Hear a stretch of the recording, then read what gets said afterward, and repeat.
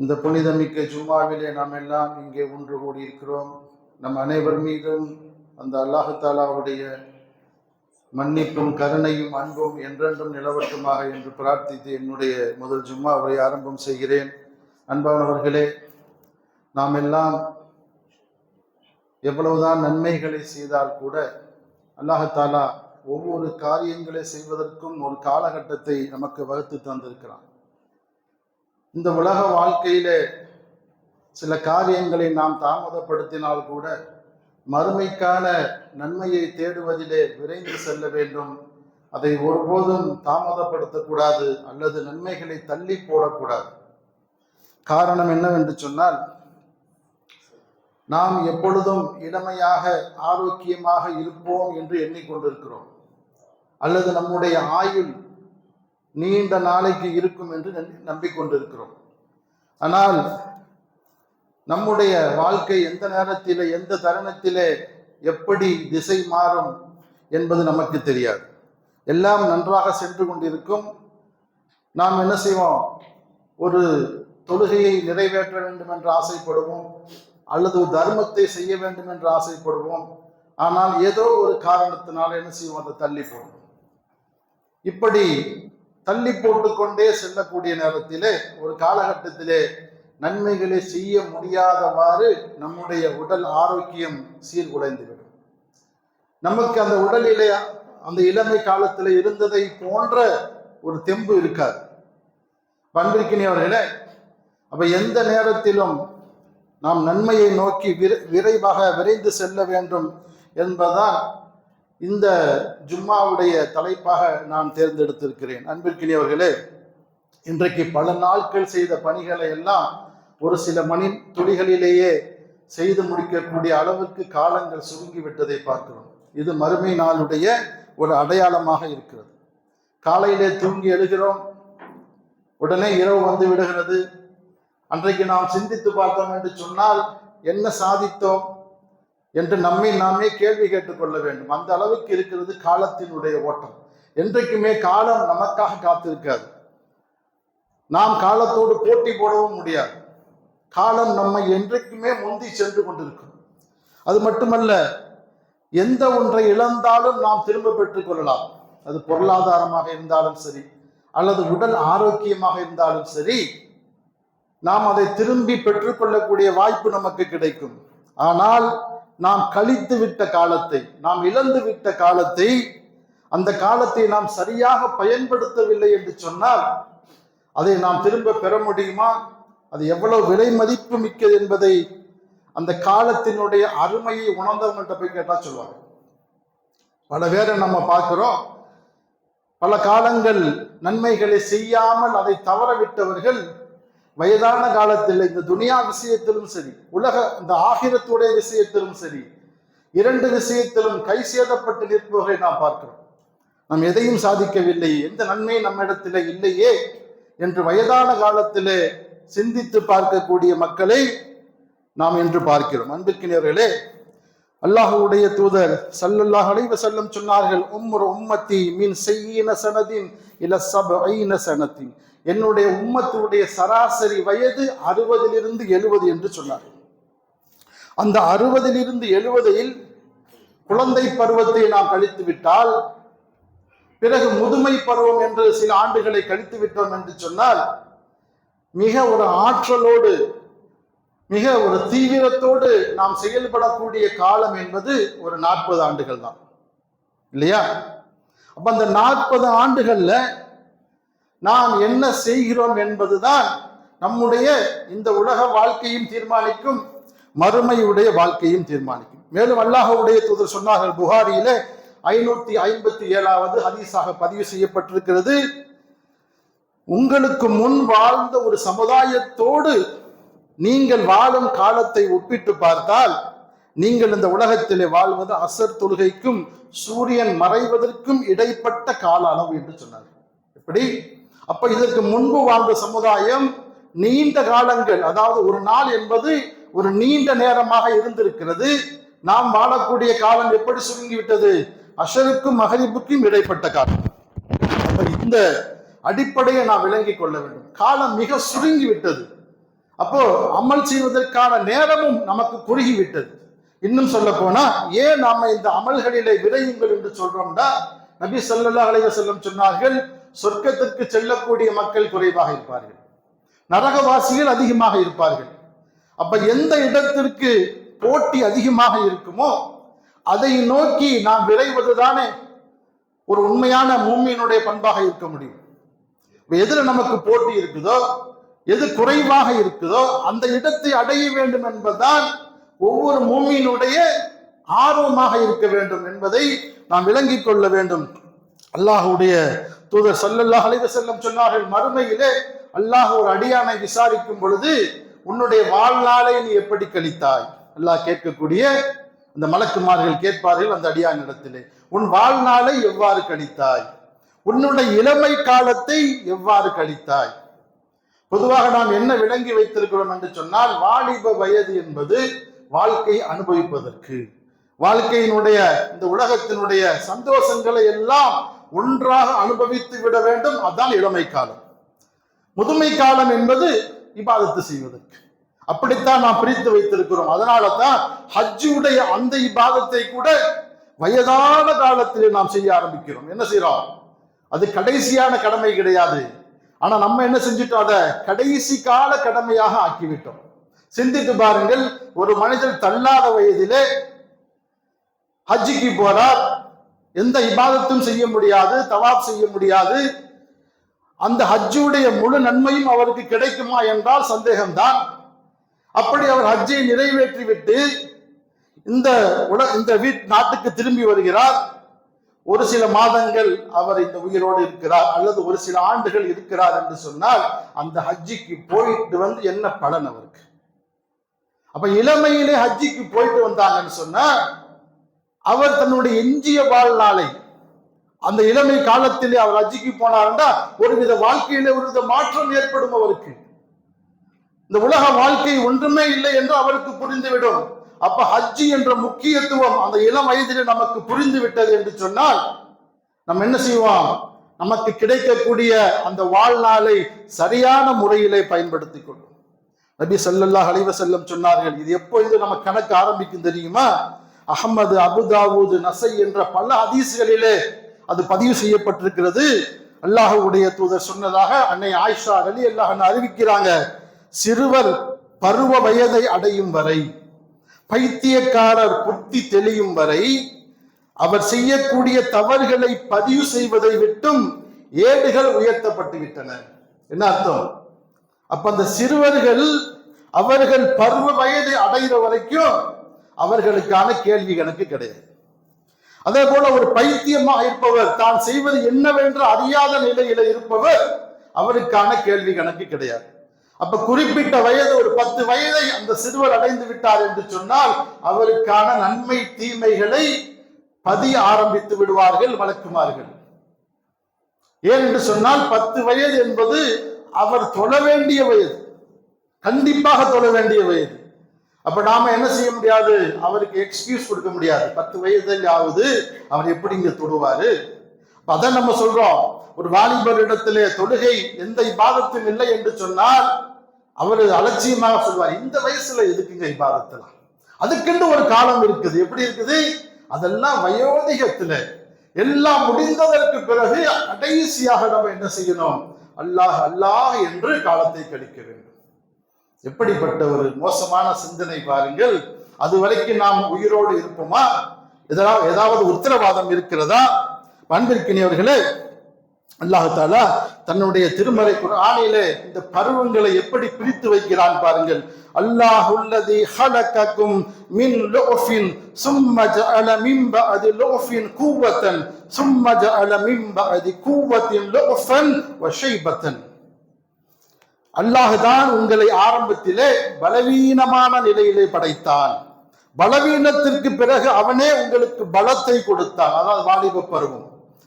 அந்த பலவீனத்திற்கு பிறகு, அந்த பலத்திற்கு பிறகு பலவீனத்தையும் நரையையும் அவனே ஆக்கினான்.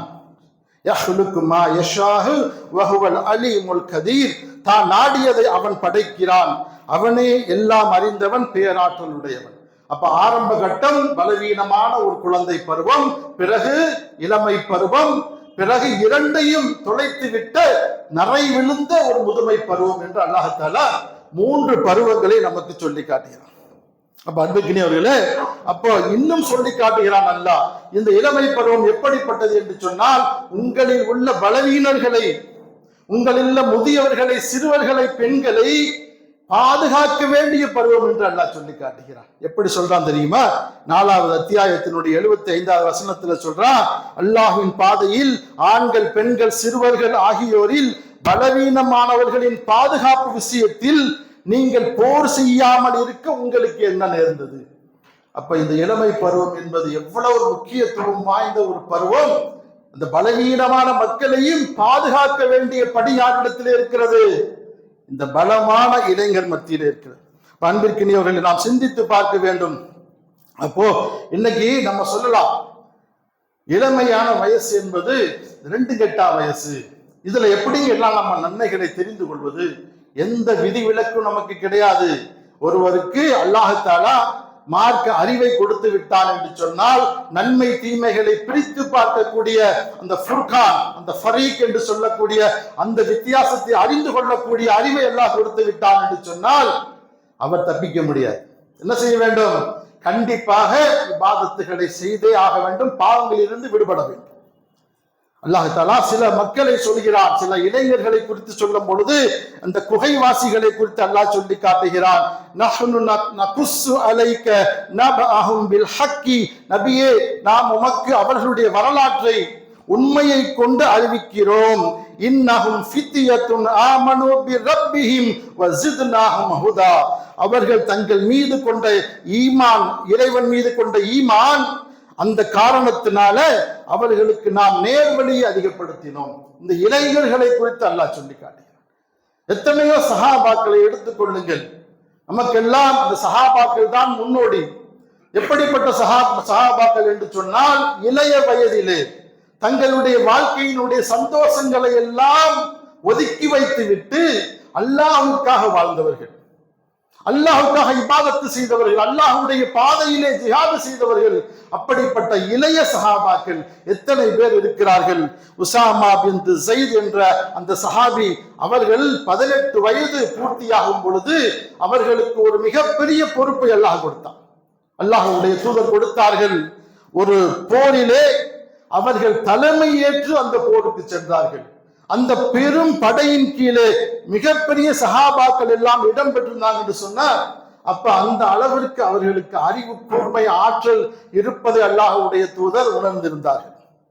அதே போல ஸெய்த் பின் தாபித் என்று சொல்லக்கூடிய ஒரு சஹாபி, இவர் இளம் வயதாக இருக்கும் பொழுது பத்ர் போரிலே கலந்து கொள்ள அனுமதி கேட்டார். அனுமதி மறுக்கப்படுகிறது. உடனே அல்லாஹ்வுடைய தூதரோடு வந்து கல்வியை கற்க ஆரம்பிக்கிறார்.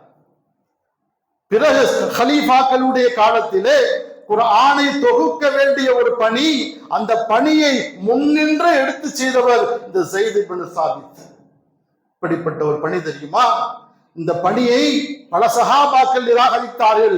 இவரிடத்தில் அந்த பணி, அந்த பொறுப்பு கொடுக்கப்பட்டது. அப்ப சொல்லிக்கொண்டே போகலாம். அன்றைக்கினர்களே, இந்த இளம் சஹாபாக்கள் தங்களுடைய வாழ்க்கையிலே செய்த தியாகங்கள் எவ்வளவு! அந்த அடிச்சுவற்றை நாம் பின்பற்றி வாழ்கிறோமா? இன்றைக்கு இளைஞர்களைத்தான் அத்தனை அனாச்சாரங்களும் குறிவைக்கின்றன. இன்றைக்கு நம்ம பார்க்கிறோமா இல்லையா? அது சினிமாவாக இருக்கட்டும், அல்லது வீடியோ கேமாக இருக்கட்டும், அல்லது அனாச்சாரங்கள், விபச்சாரங்கள், இன்டர்நெட்கள், எந்த ஒன்றாக இருந்தாலும் யாரும் போய் முதியவர்களை அப்ரோச் பண்றது கிடையாது, குழந்தைகளை போய் அப்ரோச் பண்றது கிடையாது. யாரும் அங்கு குறிவைக்கிறாங்க? இளைஞர்கள். காரணம் என்ன? அவர்கள் தான் அதிலே அதிகமாக ஈர்க்கப்படுவார்கள். அன்பிற்கிறவர்களே, நாம் நம்மை பாதுகாத்துக் கொள்ள வேண்டும். இந்த உலகம் எப்படி ஒரு மோசமான உலகமாக மாறிக்கொண்டிருப்பதை நாம் விளங்கிக் கொள்ள வேண்டும். மறுமையிலே அல்லாஹ் தஆலா ஒரு மனிதனை கபரிலே அடக்கிவிட்டு சென்றதற்கு பிறகு அவருக்கு 2 விஷயங்கள் எடுத்து காட்டப்படும். நல்லடியாராக இருந்தால் அவருக்கு முதலாக நரகத்தை தான் எடுத்து காட்டுவார்கள், சொர்க்கத்தை காட்ட மாட்டார்கள். சிந்தித்து பார்க்கணும், எவ்வளவு காலத்தை நம்ம வீணடிச்சுட்டு இருக்கிறோம். அப்ப அந்த வீணடிக்கப்பட்ட காலங்களுடைய பலனை நம்ம எங்க தெரிஞ்சுக்கிடுவோம்? கபூர்ல தெரியும். நரகம் எடுத்து காட்டப்படும், அதனுடைய கோர காட்சிகள் எடுத்து காட்டப்படும். அந்த மனிதர் நினைப்பார், நாம் இன்றோடு முடிந்து விட்டோம், தொலைந்து விட்டோம், நாசமாகி விட்டோம் என்று. பிறகு அந்த மலக்குமார்கள் சொல்வார்கள், இதுதான் நீ போக இருந்த இடம், இதை மாற்றி உனக்கு அல்லாஹ் சொர்க்கத்தை தந்திருக்கிறான் என்று சொர்க்கத்தை அவனுக்கு காட்டப்படும். எப்படி ஒரு மன நிம்மதி பாருங்கள். அதே போல இந்த உலகத்திலே அநியாயம் செய்த ஒரு காஃபிர், ஒரு பாவி, அவனுக்கும் இதே மாதிரி ஒரு நிலை. அவனுக்கு முதல்ல சொர்க்கத்தை எடுத்து காட்டுவார்கள், சந்தோஷப்படுவான். இவ்வளவு பாவம் செஞ்சு எனக்கு சொர்க்கமா என்று சந்தோஷப்படக்கூடிய நேரத்திலே அந்த சந்தோஷம் ஒரு நொடியிலே பறிக்கப்படும். பிறகு அவனிடத்திலே சொல்லப்படும், இதுதான் உனக்கு வருவதாக இருந்தது, ஆனால் இது உனக்கு கிடையாது, நீ போகக்கூடிய இடம் நரகம் என்று சொன்னால் அந்த சூழலிலே அவனுடைய மனநிலை எப்படி இருக்கும்? அப்போ மறுமையில எந்த அவகாசமும் தரப்படாது. இந்த உலகத்திலே உங்களுக்கு அவகாசங்கள் கொடுக்கப்பட்டு கொண்டே இருக்கும். எதுவரைக்கும்? உங்களுடைய உயிர் தொண்டை குழி அடையும் வரைக்கும் அல்லாஹ் தஆலா உங்களுடைய பாவ மன்னிப்பைகளை ஏற்றுக்கொண்டே இருப்பான். இன்னொன்னு நம்ம விளங்கிக்கிறோம், அமல்கள் செய்து கடைசி நேரத்திலே நாம தௌபா செஞ்சிட்டோம் சொன்னா அல்லாஹ்விடத்திலே மன்னிப்பை பெற்று விடலாம். அல்லாஹ் நாடினால் மன்னிப்பான். ஆனால் நீங்கள் செய்த பாவங்களுக்கான தண்டனை உங்களுக்கு மறுமையிலே கிடைக்காமல் நீங்கள் சொர்க்கம் செல்ல முடியாது. தொழாததற்கான தண்டனை, ஜகாத்து கொடுக்காததற்கான தண்டனை, இவை எல்லாவற்றையும் அனுபவித்து விட்டு கடைசியாக நீங்கள் சொர்க்கம் செல்லக்கூடிய நிலையிலே உங்களுக்கு அங்கு என்ன நிலை தெரியுமா? அல்லாஹ் தஆலா சொல்றானே, குருடனும் பார்வையுடையவனும் சமமாவார்களா? கல்வி அறிவுடையவனும் கல்வி கற்காதவனும் சமமாவார்களா என்று அல்லாஹ் கேட்கிறானே. அதே போல குறைந்த இபாதத்து செய்தவர்களும் இபாதத்திலேயே மூழ்கி திளைத்தவர்களும் சமமாக முடியுமா? அங்கே அந்த சொர்க்கத்திலே கடைசியாக நுழையும் பொழுது அல்லாஹ், இவர் நரகத்திலிருந்து வந்தவர், ஜஹன்னமி என்று அவருடைய முகத்திலே ஒரு அடையாளத்தை இடுவார். எவ்வளவு கேவலம் அது! அங்கே அந்த சொர்க்கத்தில் நடமாடக்கூடிய அந்த அத்தனை பேர் மத்தியிலும் நீங்கள் அடையாளப்படுத்தப்படுவீர்கள், இவர் நரகத்திலிருந்து சொர்க்கத்திற்கு மாற்றப்பட்டவர். ஆகவே அல்லாஹ் தஆலா தன்னுடைய திருமறை குர்ஆனிலே சொல்லி காட்டுகிறான், இன்னஹும் கானூ யுஸாரிஊன ஃபில் ஹைராத்தி வ யதுஊனனா ரஅபன் வ ரஹபா. நிச்சயமாக இவர்கள் யாவரும் நன்மைகள் செய்வதிலே விரைபவர்களாக இருந்தார்கள், இன்னும் அவர்கள் நம்மை ஆசையோடும் பயபக்தியோடும் பிரார்த்தித்தார்கள். மேலும் அவர்கள் நம்மிடத்திலே உள்ளச்சத்தோடு இருந்தார்கள் என்று அல்லாஹ் சொல்லி காட்டினார்.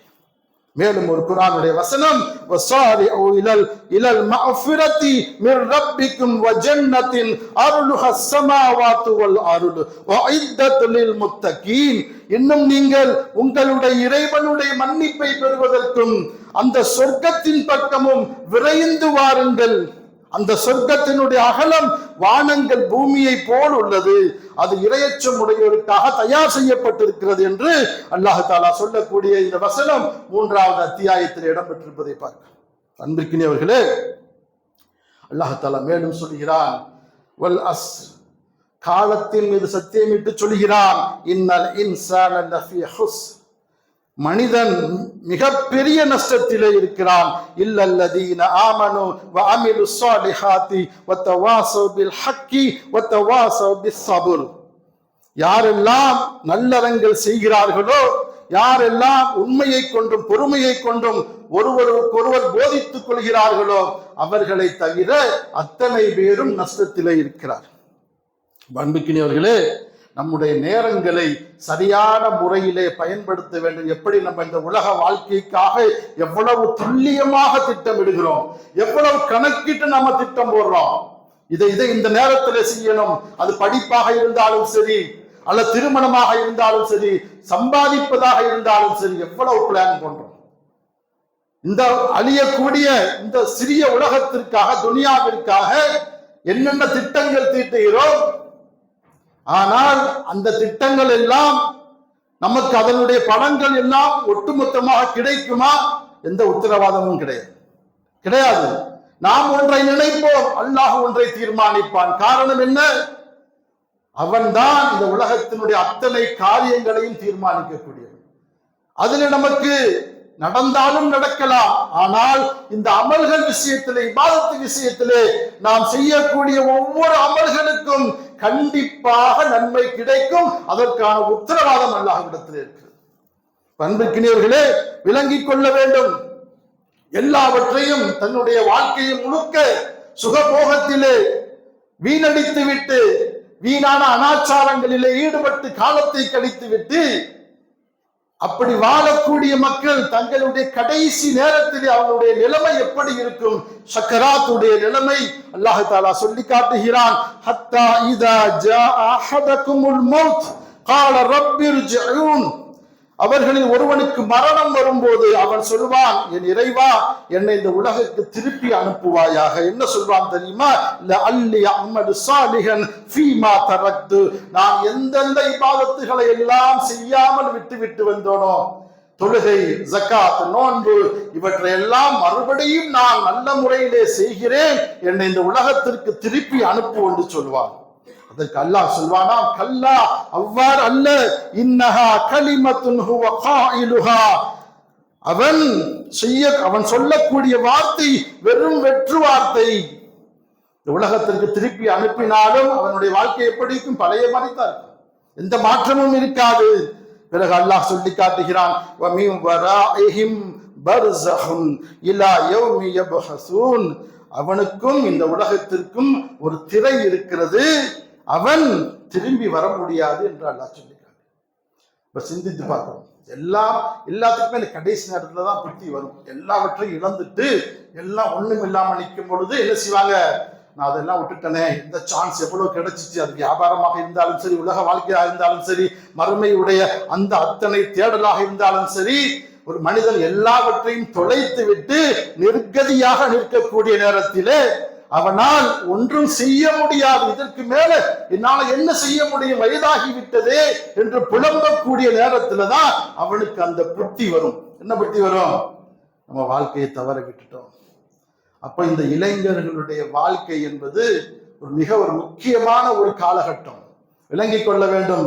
வெறுமனே வாழ்க்கையை அனுபவிப்பதற்காக மட்டுமல்ல, அல்லாஹ் தஆலா மறுமையிலே எந்த ஒரு நிழலுமே இல்லாத ஒரு இடத்திலே, அந்த மைதானத்திலே ஒரு சாராருக்கு, 7 சாராருக்கு அல்லாஹ் நிழல் கொடுப்பான். அதிலே ஒரு சாரார் யார் என்று சொன்னால், இளம் வயதிலே அல்லாஹ்வுக்காகவே இபாதத்து செய்து அதிலே மூழ்கி திளைத்த ஒரு வாலிபர் என்று அல்லாஹ் யாருக்கு?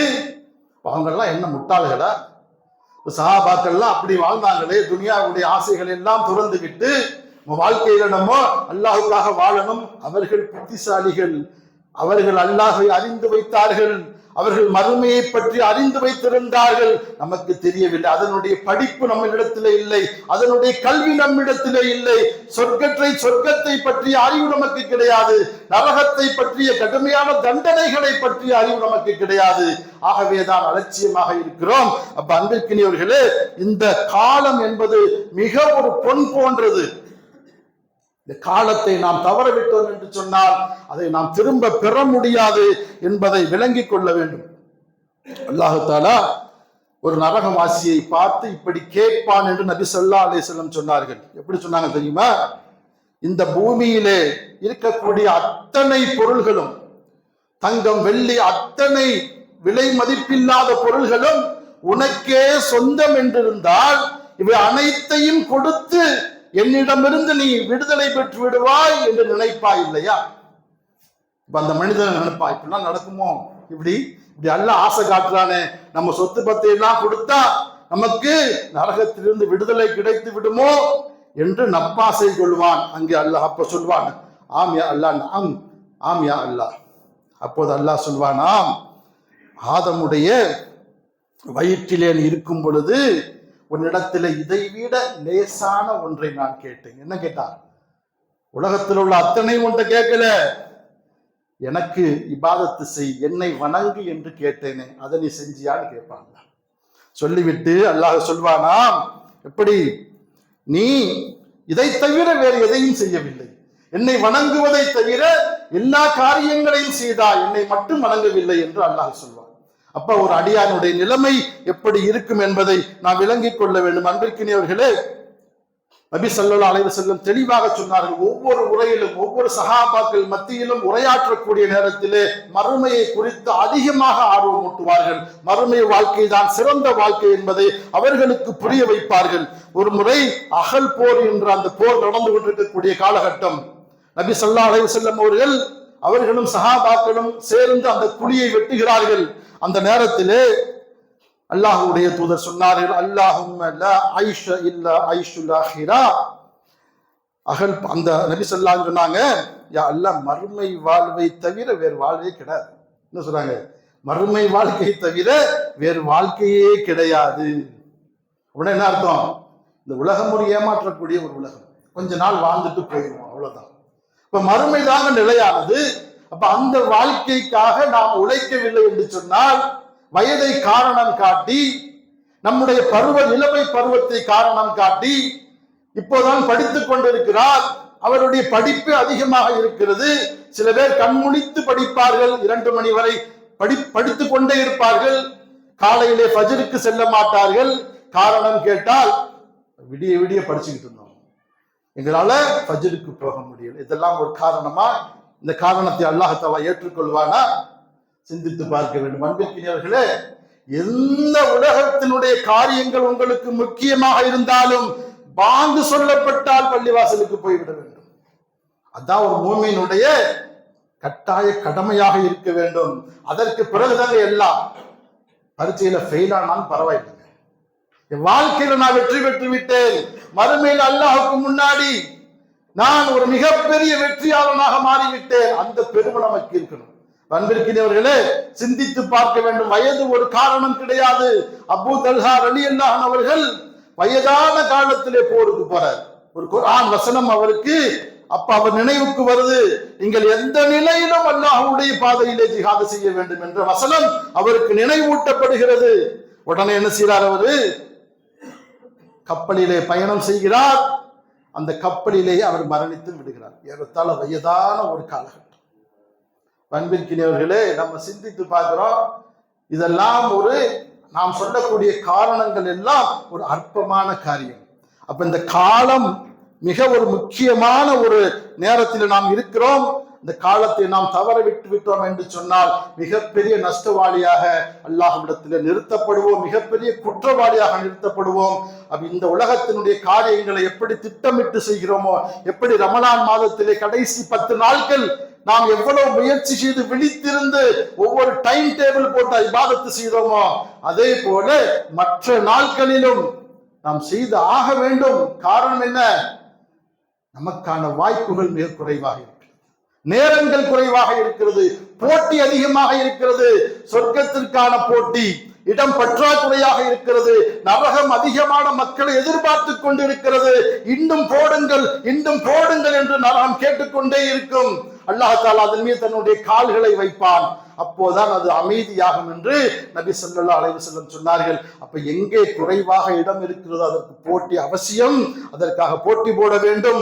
நேரத்தை பார்க்க கூடாது, வயதை பார்க்க கூடாது. எப்பொழுது நமக்கு ஒன்று தோன்றுகிறதோ அது நன்மை என்ற ஒரு நிலையிலே நாம் அதை உடனடியாக செயல்படுத்த வேண்டும். வீணான காரியங்களிலே நேரத்தை செலவிடுவதற்கு அல்லாஹ்வுடைய தூதர் ஒரு உதாரணத்தை சொன்னார்கள். ஏவப்படாத ஒரு பணியிலே ஒரு மனிதன் நாள் முழுக்க உழைத்தான் என்று சொன்னால் அவனுக்கு என்ன கிடைக்கும் என்று கேட்டார்கள். சஹாபாக்கள் சொன்னார்கள், யா ரசூலுல்லாஹ், அல்லாஹ்வும் அல்லாஹ்வுடைய தூதரும் அறிந்தவர்கள். நபி ஸல்லல்லாஹு அலைஹி வஸல்லம் சொன்னார்கள், அவருக்கு நேர விரயம், அவருடைய உடல் உழைப்பு மிச்சம், அவ்வளவுதான்.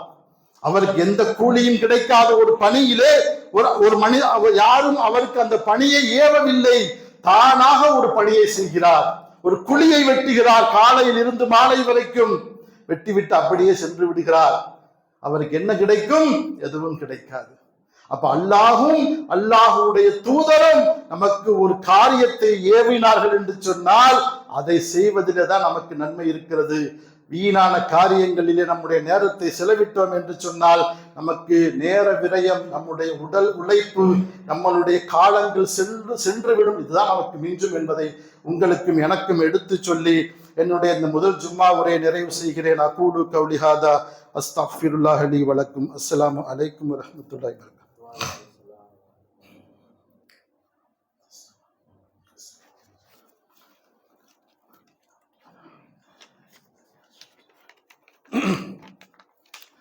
அஸ்ஸலாமு அலைக்கும். அன்பான சகோதரர்களே, முக்கியமான அறிவிப்பு.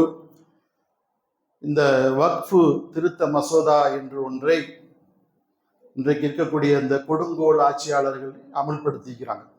உங்களுக்கு எல்லாம் தெரியும், இந்த வக்ஃபு என்பது என்னவென்று சொன்னால், இது நமக்காக, இந்த சிறுபான்மை முஸ்லிம்களுக்காக